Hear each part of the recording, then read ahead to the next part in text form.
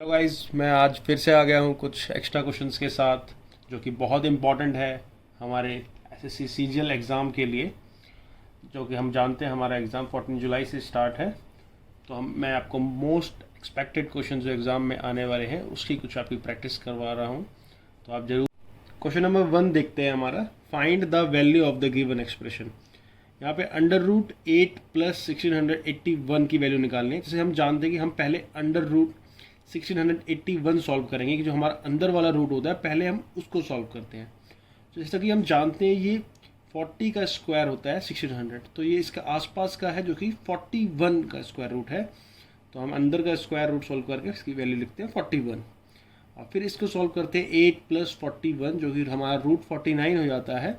और हम जैसे जानते हैं रूट 49 की वैल्यू होती है 7, तो हमारा इसका आंसर होगा 7। बहुत इजी क्वेश्चन है, आजकल एसएससी बहुत पूछ रहा है और भी किसके साथ जोड़ सकते हैं वैल्यूज़, तो इसको ज़रूर कीजिए आप। हम अब चलते हैं हमारे सेकंड क्वेश्चन की तरफ। वेरी वेरी इंपॉर्टेंट क्वेश्चंस, आजकल एसएससी बहुत ज़्यादा ट्रेंड में इसको पूछ रहा है हर एग्ज़ाम में, तो आप ज़रूर इस क्वेश्चन को ज़रूर देखिए। The ratio of the income of the two employees is 7:4।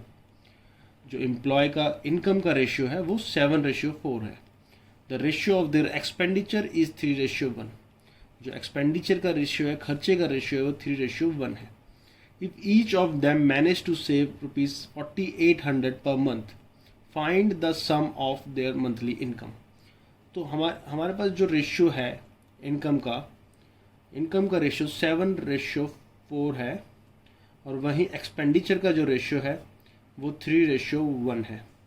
तो सबसे पहले हमें क्या करना होता है, इनके डिफरेंस को हम सेम बनाते हैं, क्योंकि हम जैसा कि जानते हैं इनकम माइनस एक्सपेंडिचर हमारा सेविंग के बराबर होता है और हमें क्वेश्चन में गिवन भी सेविंग की वैल्यू है।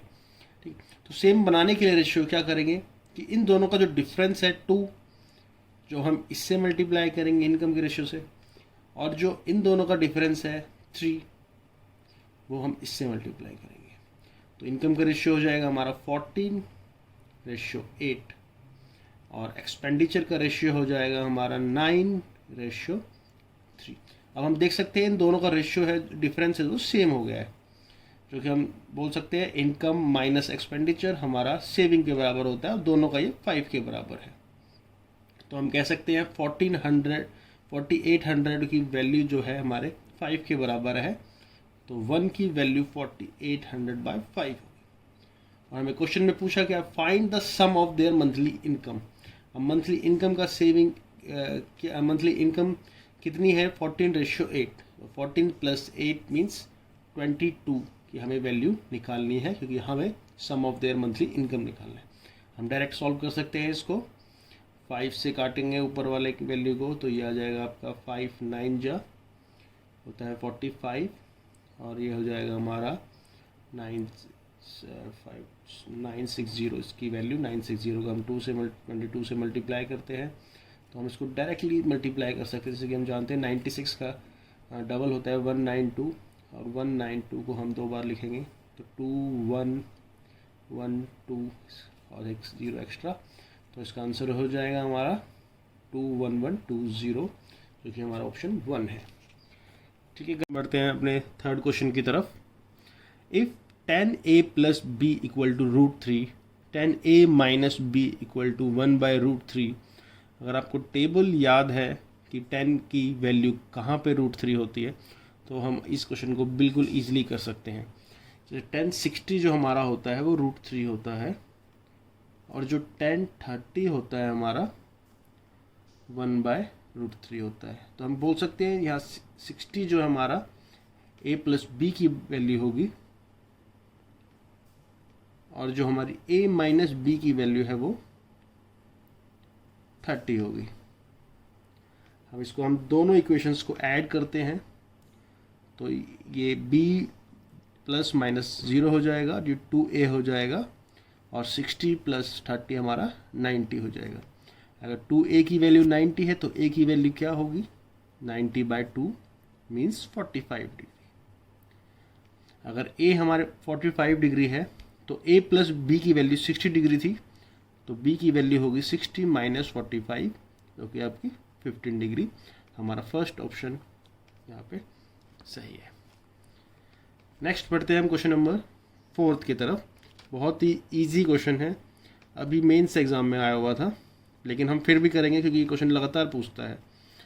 1/x प्लस एक्स की वैल्यू 4 है, तो 1/x² प्लस x² की वैल्यू क्या होगी। सिंपल इस क्वेश्चन के लिए ट्रिक होती है कि हम इसका स्क्वायर 1/x प्लस का x² करके सिर्फ -2 कर देते हैं, जो कि 16 होता है। 4 का स्क्वायर -2 = 14। बहुत ईजी क्वेश्चन था। हम बढ़ते हैं हमारे नेक्स्ट क्वेश्चन की तरफ। ये क्वेश्चन बहुत इंपॉर्टेंट है, इसको 2-3 तरीके से पूछता है एग्जामिनर, तो हमें ध्यान रखना है सबसे पहले चीज़ की साइन कौन सा है इस क्वेश्चन में यूज़ हो रहा है। माइनस माइनस माइनस यूज़ हो रहा है, तो हम इसमें सबसे पहले इसको ब्रेक करेंगे प्राइम फैक्टराइजेशन करके। तो हमारा जो प्राइम फैक्टराइजेशन हम करते हैं तो ये आता है 2 × 2 × 5, क्योंकि 2 × 2 × 5 हमारा 20 होता है। तो 20 को हम फैक्टराइज करते हैं तो हमारा एक नंबर होगा वो प्राइम नंबर होगा, और बाकी 2 नंबर प्राइम नहीं होंगे तो भी चल जाएगा। तो ये हमारा 4 × 5 हो जाता है। जब भी ये नेगेटिव का साइन हो तो अगर तो हम हमारा छोटा वाला नंबर को लेते हैं जो भी इसका आंसर होगा, और अगर ये पॉजिटिव का साइन हो तो हम बड़े वाले नंबर को लेते हैं। तो ये हमारा नेगेटिव का साइन है तो इसका आंसर हो जाएगा 4। अगर बाई चांस ये क्वेश्चन ऐसे होता 12 प्लस √12 प्लस √12 प्लस इन्फिनिटी, तो हम इसको अगर ब्रेक करते तो ये हमारा 3 × 4 आता।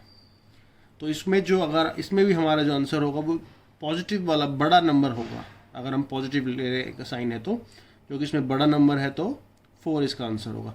अगर यहीं ये प्लस के बदले माइनस हो जाता तो हम इसको छोटे वाले नंबर को लेते, जो कि 3 हम लेते। लेकिन यहाँ पे नेगेटिव साइन था इसलिए हमने यहाँ पे छोटा वाला आंसर लिया हमारा 4 × 5 का, और इसका आंसर हो गया 4। हम आते हैं हमारे 5th क्वेश्चन की तरफ। Reva has some hands and some goats. Reva के पास कुछ हैंड्स है और कुछ गोट्स है। If the total number of animals head is 100। हम जैसे कि जानते हैं कि हर एक एनिमल के पास सिर्फ एक ही हेड होता है, तो हम यहाँ से अंदाज़ा लगा सकते हैं कि टोटल जो एनिमल होंगे हैन और गोट मिलाकर वो हमारे 100 होंगे। And the total number of animal feet is 348। लेकिन अब इस लाइन को पढ़ना बहुत और इम्पॉर्टेंट है और समझना इम्पॉर्टेंट है। The total number of animal feet जो है वो 348 है। इसका मतलब हैंड्स के पास 2 लेग्स होते हैं और गोट्स के पास 4। तो हम बोल सकते हैं कि 2 हैन के और 4 गोट के लेग मिलाकर 348 हो रहा है। ठीक, तो हमें वैल्यू निकालनी है यहाँ पे हमारे, what is the total number of goats with Reva. Reva के पास कितनी गोट्स थी, तो हम यहाँ से बिल्कुल ईजिली निकाल सकते हैं। हम हैंड्स को एलिमिनेट कर सकते हैं और गोट की वैल्यू निकाल सकते हैं। तो हमारे पास हम इसको 2 से मल्टीप्लाई कर देते हैं हैंड्स के बराबर करने के लिए। तो हमारा 2 हैंड्स प्लस 2 गोट की वैल्यू हो जाएगी 200। अब हम इस इक्वेशन को इस वाली इक्वेशन से माइनस करते हैं, तो हमारा 2 - 2 0 हो जाएगा। 4 गोट - 2 गोट 2 गोट बन जाएगी, और 348 - 200 148 हो जाएगी। तो मतलब 2 गोट की वैल्यू 148 के बराबर है, तो जी की वैल्यू कितनी हो जाएगी 148 / 2 मीन्स 74 हमारी गोट इसका आंसर होगा, जो कि रेवा के पास कितनी गोट्स हैं 74। आई होप आपको ये क्वेश्चन समझ आया। अब हम डिस्कस करते हैं हमारा next question number 6। If the external angle of polygon is 18 degree then the number of diagonals in the polygon. जैसा बोल रहा है कि 18 डिग्री एक्सटर्नल एंगल का हमारा एंगल है, एक्सटर्नल एंगल रेगुलर पॉलीगन का। जैसे कि हम जानते हैं रेगुलर पॉलीगन का जो सम होता है एक्सटर्नल एंगल्स का वो 360 डिग्री होता है। तो अगर मेरे पास एक एंगल 18 डिग्री है तो मैं यहाँ से आइडिया लगा सकता हूँ कि मेरे पास कितने टोटल नंबर ऑफ साइड्स होंगे, क्योंकि हमारा एक्सटर्नल एंगल निकालने का फॉर्मूला होता है 360 डिग्री अपॉन n, और यहाँ इसकी वैल्यू गिवन है 18 डिग्री। मतलब मेरा हर एक एक्सटर्नल एंगल 18 डिग्री का है। तो यहाँ मैं नंबर ऑफ साइड्स निकालता हूँ। यहाँ n क्या है, नंबर ऑफ साइड्स है। तो अगर मैं देखता हूँ n यहाँ पर क्रॉस मल्टीप्लाई हो जाएगा 360 / 18 इसका डिग्री आंसर होगा। मतलब 20 हमारे नंबर ऑफ साइड्स है।